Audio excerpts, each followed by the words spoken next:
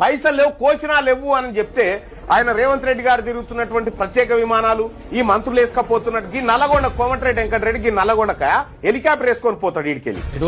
హెలికాప్టరా ఈ నల్లగొండకు పోతాడు మింగమెత్తుకులేదు మీసాలకు సంపంగా ఉన్నట్టుగా హెలికాప్టర్లు వేసుకొని పోవడం ఎందుకు కోసినా పైసలు లేని కాడ ఈ అందాల పోటీ లేంది దానికో 200-300 కోట్ల ఖర్చయింది అందుకోసమే రాష్ట్ర ప్రభుత్వం దివాలా తీసింది ఈ విచ్చలవిడిగా ఖర్చులు పెట్టి విచ్చలవిడిగా దోపిడికి తెగబడి ఎక్కడికక్కడ దోపిడీ చేస్తా ఉన్నారు ఈ దోపిడీ వల్లనే దివాలా తీసింది రాష్ట్రం ఇలా ఒడ్లు కొనేటోడు లేడాడ తడిసిపోయి ఇక్కడ పంట నష్టపోయింది ఎంత నష్టపోయింది కనీసం పోయి ఒక మంత్రి అయ్యో ఎట్లాగమైంది రాని ఒక రైతును పట్టుకుని బాధ ఇన్నోడు లేడు ఒక రైతు కన్నిటి బాధ ఇన్నోడు లేడు ఒడ్లు చెరువులు తరపిస్తా ఉన్నాయి కల్లాలని ఐకేపీ సెంటర్లని గుడ్డెల పెట్టి చూస్తా ఉన్నాయి మనం కొనాల్సిన టార్గెట్ కంటే 50% కూడా మనం కొనకపోతే ఇప్పటిదాకా పోనీ ఆ రైతు బంధాన్ని పూర్తి చేసినామంటే అదాన్ని పెండింగ్ ఇస్తా అన్న పథకాలు ఇచ్చుడు లేదు రియంబర్స్మెంట్ బకాయిలు పెండింగ్ ఉద్యోగస్తుల బత్యాలు పెండింగ్ రిటైర్ అయితే బెనిఫిట్స్ పెండింగ్ ఆర్టీసీ ఆగమాగం ఏ రంగంలో ముందున్నాం మనం చెప్పు ఏ రంగం ఇవి చెప్పేతానుకేనా ఒక ముఖ్యమంత్రి గారు గడ్డ మీదకి ఎక్కి మా తాన ఏమీ లేవని చేయలు లేవట్లేనా ఈ చేయలు లేవట్టే చేయలేదు